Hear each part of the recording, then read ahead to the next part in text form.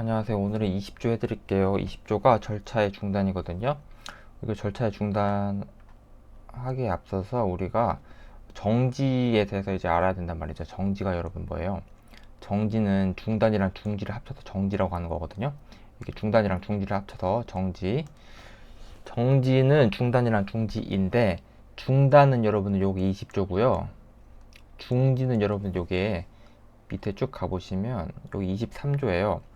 23조가 이제 중지인 거고요. 20조가 이제 중단인 거예요. 중단이랑 중지를 합쳐서 정지라고 하는 거예요. 그러면 여러분들 이제 차이점이 뭐냐에 대해서 여러분들 이제 궁금하실 거 아니에요? 보시면 중단은 여러분들 당연 중단이에요. 당연 중단. 아시겠죠? 당연 중단. 요게 여러분들 20조. 중지는요. 당연 중지가 있고요. 결정에 의한 중지가 있어요. 보시면 23조 1항 보시면 요거는요 당연 중지고요. 여기 23조 2항 요건 결정에 의한 중지예요. 결정에 의한 중지. 아시겠죠? 그러니까 여러분들 만약에 결정에 의한 중단은 있는 거예요, 없는 거예요? 요건 없는 거예요. 아시겠죠? 그러니까 여러분들 당연 중단만 있고 중지는 당연 중지 또는 결정에 의한 중지가 있어요. 아시겠죠? 당연 중단은 여러분들 뭐냐면 요건 20조고요. 당연 중지는 여러분들 요거 23조 1항, 결정에 의한 중지는 여러분들 요거 23조 2항인 거예요. 아시겠죠? 일단 여러분들 중단이랑 중지를 알고 중단이랑 중지를 합쳐서 정지라고 한다라는 거 알고 계시면 되는 거예요. 그 다음에 한번 읽어보면 특허에 관한 절차가 다음 각호 어느 하나에 해당하는 경우에는 특허청 또는 특허 심판원에 대해서 계속 중인 절차는 중단된다 이러거든요. 그러니까 여러분들 여기 포인트가 뭐냐면요. 여기 첫 번째 포인트 계속 중인 절차가 중단되는 거예요. 계속 중인 절차 아시겠죠? 여러분들 계속 중인 절차가 중단되는 거 요게 이제 포인트예요. 계속 중인 절차가 중단된다. 그러니까 여러분들 만약에 이 특허에 관한 절차가 계속 중이 아니에요. 계속 중이 아니면 중단이 안 돼요. 아시겠죠? 그러니까 여러분들 여기 당연한 얘기가 아니고 요게 이제 포인트니까 아직 알고 계시면 되는 거예요. 예를 들어서 계속 중인데 절차가 계속 중인데 당사자가 사망한 경우가 중단이 되는 거고요. 아시겠죠? 절차가 계속 중이 아닌데 당사자가 사망했어요. 그럼 당연히 중단이 안 돼요. 아시겠죠? 이것도 당연한 거지만 여러분들 알고 계시면 되는 거고. 그 다음에 1호부터 우리가 7호까지 한번 읽어볼게요. 당사자가 사망한 경우. 그러니까 여러분들 문제 중에서 문제를 풀 때 예를 들어서 특허에 관한 절차가 계속 중이에요. 계속 중인데 당사자가 사망했어요. 예를 들어 출원했어요. 출원했는데 당사자가 사망했어요. 그러면 절차가 중단되는 거예요. 아시겠죠? 출원하기도 전에 당사자가 사망했어요. 그러면 절차 중단 당연히 안 돼요. 절차가 계속돼야 절차가 중단이 되는 거예요. 아시겠죠? 이게 이제 알고 계시면 되는 거고. 그 다음에 당사자인 법인이 합병에 따라 소멸한 경우. 예를 들어서 여기서 포인트는 뭐냐면요. 합병이에요.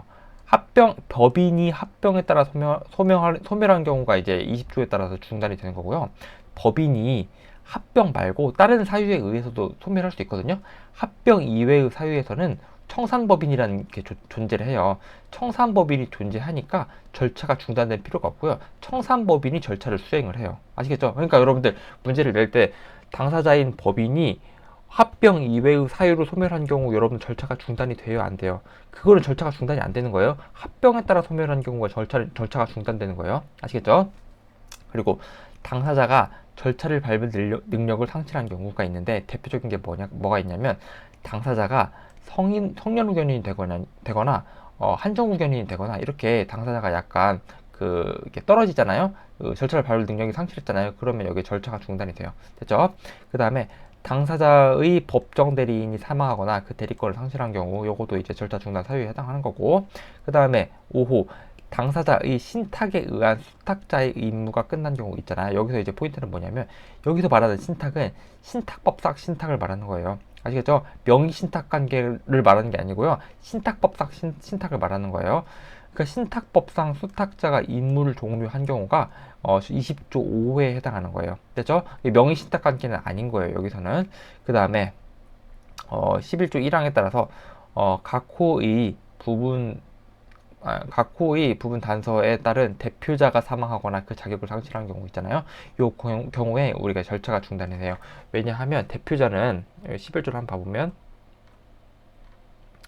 대표자는 특허에 관한 절차를 밟을 때, 뭐, 이런, 뭐, 예외적인 상황을 제외하고요. 각자가 모두를 대표한다.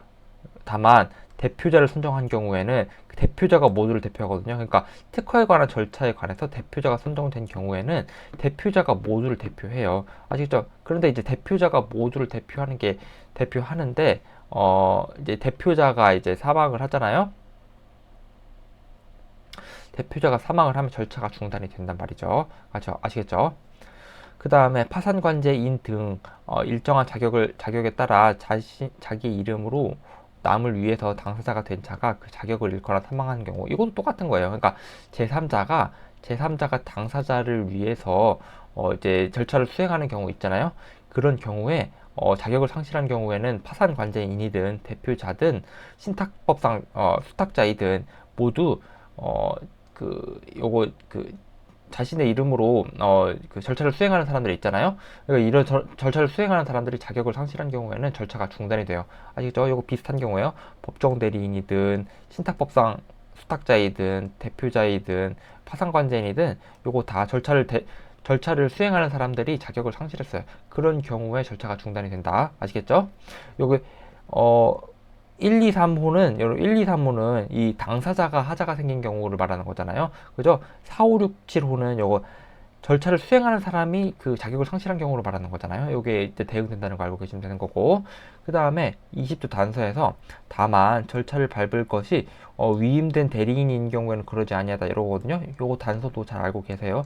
그러니까 위임받은 대리인이 있는 경우에는 특허권이나 특허에 관한 권리는 요거는 이제 공법상 권리를 가지고 있거든요. 공법상 권리를 가지고 있으니까 대리인이 있는 경우에는 절차를 진행하는 것이 타당해요. 아시겠죠? 그러니까 요거 그런 공법상 권리임을 취지로 해가지고 만들어진 법조문이 20조 단서예요.